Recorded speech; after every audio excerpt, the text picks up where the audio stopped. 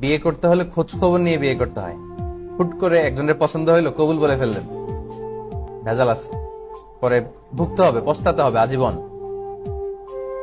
আপনাকে ইনকোয়ারি করে নিতে হবে, ভালোভাবে খোঁজ খবর নিতে হবে।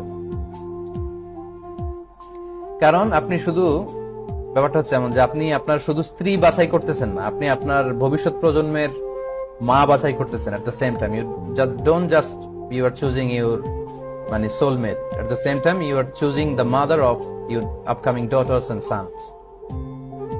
ছেলে মেয়ে যারা আসবে সামনে, এদের মা বাছাই করতেছেন, আবার আপনার ওয়াইফও বাছাই করতেছেন। সো এটা খুবই গুরুত্বপূর্ণ, ইনকোয়ারি করা, খোঁজ খবর নিয়ে বিয়ে করা, এটা সুন্নাহ। খোঁজ খবর নিয়ে বিয়ে করা সুন্নাহ। আচ্ছা, খোঁজ খবরটা কি, কোন প্রক্রিয়ায় হবে? প্রথমে ফর ব্রাইড দিয়ে শুরু করি। মানে কোনের ক্ষেত্রে আমাদের জন্য বেশি উপযোগী আর কি, আপনাদের জন্য কোনে চুজ করতে হয় কিভাবে, কোরআন সুন্নাহ কি বলে?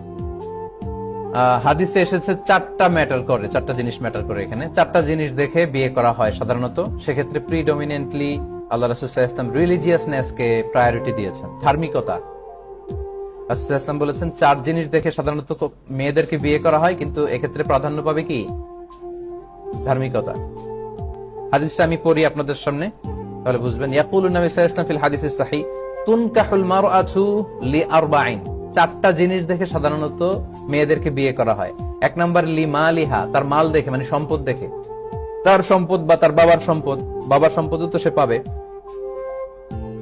তো এটাও দেখার দরকার আছে। তাদের সম্পদ টম্পদ থাকলে তো ভালো, একটা সাপোর্ট, খারাপ কিছু না, এটা ভালোই। এক নম্বরে দেখলেন যে তাদের সম্পদ আছে কিনা। দুই নম্বরে হচ্ছে লি জামালিহা, সৌন্দর্য, এটা সবাই খুঁজে, খুবই ভেরি জেনেটিক্যাল, মানে সুন্দরী নারীদের প্রতি পুরুষরা বেশি অ্যাট্রাক্টেড হবে, এটা স্বাভাবিক।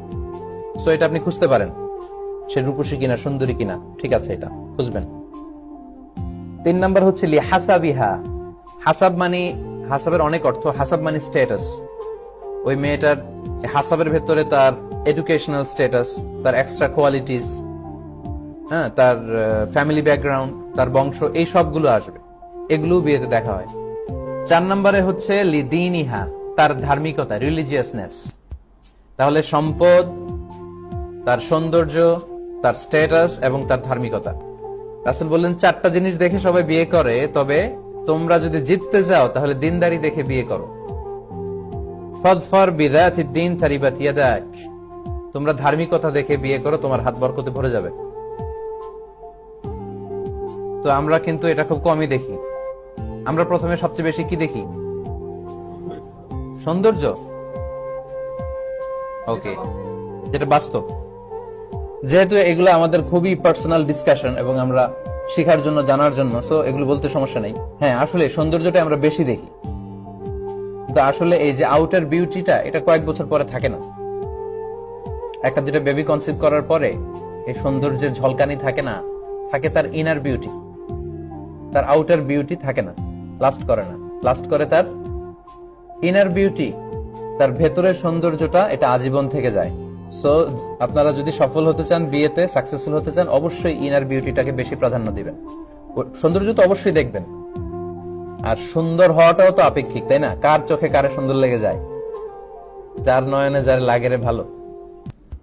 তো এই বিষয়টা হচ্ছে এরকম, কার চোখে কাকে কিরকম ভালো লাগতেছে। ব্রাইট কালার হইতে হবে নট নেসেসারি, অন্যভাবে কেউ সুন্দর হতে পারে। সো সম্মানিত ভাইয়েরা, এমন হতে পারে যে এখন অনেকেই ক্যান্ডিডেট আছেন, কিউতে আছেন, রিসেন্টলি বিয়ে করবেন। সো আমি আপনাদেরকে আবার রিমাইন্ডার দেই, চারটা জিনিসের মধ্যে সবচেয়ে বেশি প্রাধান্য দিতে হবে আমাদের কোনটায়? তার রিলিজিয়াসনেস, তার ধার্মিকতা, তার ইনার বিউটি, তার নৈতিকতা, তার ব্যক্তিত্ব, এগুলো।